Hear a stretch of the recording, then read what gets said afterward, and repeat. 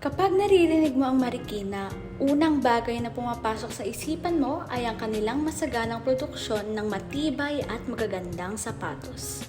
Ngunit kung hindi mo nais maglakad at nais lamang magpakabusog, nandito kami para sa iyo. No more walking and let's get Marikina eating. We're on the road and we're being for real. Dito sa Marikina Public Market, matatagpuan mo ang iba't ibang pagkain na pwede mong ipampasalubong, lalo na ngayong Pasko. Ang Marikina na matatagpuan sa isla ng Luzon ng Pilipinas ay isa sa mga lungsod na bumubuo ng Kalakhang, Maynila, ang pambansang punong rehiyon.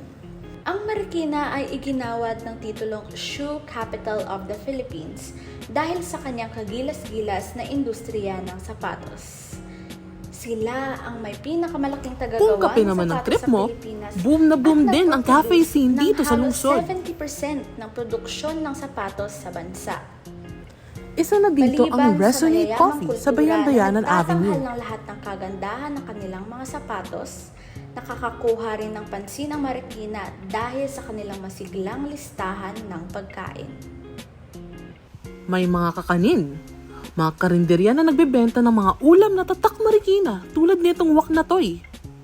At syempre, mayroon din ang tinatawag nilang Everlasting na isa daw sa mga iconic dishes ng Marikina at present daw lagi sa mga handaan sa kanilang lungsod.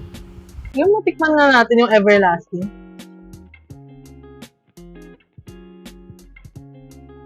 Parang medyo mas malambot siya kaysa sa embutido. At medyo mas matamis siya. Masarap siya. Ang mga kapihan sa tabi ng kalsada at mga coffee shop na may alfresco ay hindi bago sa panahong ito.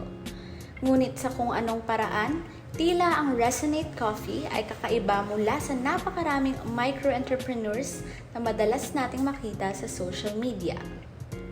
Masayang-masaya ang kanilang kwento. Ang dating mga barista sa Simple Marikina Cafe na ito ay malaki ang nakuha mula sa pagsanib ng 10 taon na karanasan sa pag-aaral sa mga kapihan, mga sandaling walang takot, at pagmamahal sa lahat ng bagay na may kabagalan. Dito, makakahanap ka ng coffee drinks with a twist, tulad nitong flan coffee na leche flan na binubuhusan ng espresso shots. Kaya kung naghahanap ka ng pwedeng gawin kasama ang pamilya at kaibigan, magandang bonding talaga ang pagkain, lalo na ngayong Christmas season. Ito si Julia Yancia, being for real.